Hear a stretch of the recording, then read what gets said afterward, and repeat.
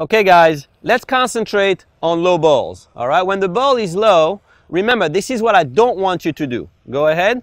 Okay, what I don't want you to do is actually drop your racket head, drop your torso, okay, and reach for the ball. This is what most recreational players do. If you find yourself doing that, that's a flaw, okay? You need to work on that. There are a couple of things that happen. Your core might be weak. You might pretty much misjudge the ball altogether, which is okay. So ideally what you want to do is always move forward towards the bounce of the ball to be able to take it on the rise, so that you basically limit the amount of times where you're going to be doing this. This is no good, okay? But when the ball is low, you can also bring your hips down to the point of contact with the ball, okay? So instead of doing what we just did, I would bring my torso down. You realize that I've basically lowered myself to the point of contact with the ball, and then I'm able to basically do the same thing that I was doing in my normal position, making contact, and then following through, coming back to my ready position, okay?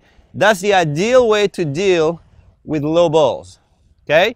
And the second ball is obviously going to be at the hip. You also want to have a slight knee bend, but not too much, just to balance yourself out and to load up your legs so that you can transfer all that kinetic energy into potential energy. Sorry, potential energy into kinetic energy. Let's go. All right, so you're going to see this and that. Perfect. Again, come on. This and that. Perfect. All right, so that's position number 2. Professional players obviously have the full range, and they get very comfortable making contact up here. And what you notice is, as soon as you start to make contact up here, the follow-through can look very different. It can look up this way around the shoulder. It can look down this way around your hip, okay? That basically depends on what type of shot you want to hit. If you want a deep shot, you would go deep by going over your shoulder.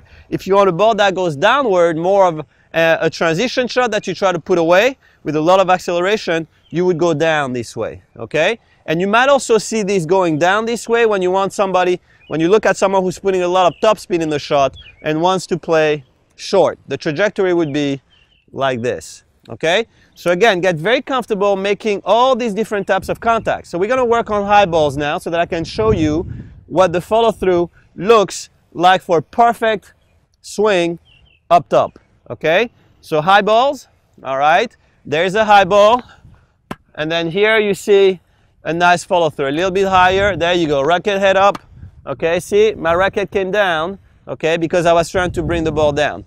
Same thing, this time I'm going to go up, okay? Here I went up to get the ball to go up as well, all right? So very important, again, that you understand all the different, you know, variation that you have when you take a swing, okay? So let's recap.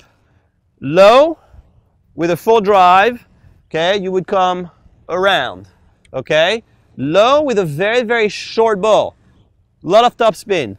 Most of the time you would do that when you go for a short angle, passing the person, okay? You would go very low, and then your racket head would come around here, okay? Anytime you see this, that's to bring the ball down for something shorter. Anytime you see this, that's to give you height and depth, okay? So those two follow-throughs are very important to keep in mind.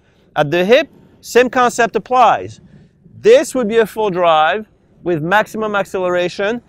This would be something that would have a little bit of topspin, and then obviously you have Nadal's, you know, forehand, which he brings here. And why does he do this? Okay, because if you think about topspin, it's about giving the ball an upward motion, all right? And the best way to isolate that is, imagine a wall here, okay? There's a big wall. If you go through the wall, your ball goes straight, okay? Through, goes straight.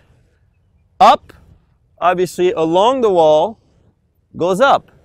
And the best way to go way up with a lot of topspin, but you have to be really strong to do that, is the way that Nadal does it, okay? Which is, he goes here, all right? And what that does is it allows his racket to go fully along the wall, okay, behind his head, putting maximum amounts of topspin and still keeping the ball in, because there's basically less drive, more upward rotation, okay, transfer here, and because he's really strong, he can put just incredible amounts of power in it, okay? So when you start to make contact up here, you want to pay attention to how much topspin you put in the ball, how much depth, and how much power. Okay, so let's go on the high ball again. All right, high ball, you make contact. This would drive the ball deep. Okay, high ball, this would bring the ball down. Okay, all right, and this would be the way Nadal does it, which would make the ball go up with a lot of bounce. Okay. So these are basically all the follow-throughs that I can give you at the moment to make you concentrate on the perfect swings.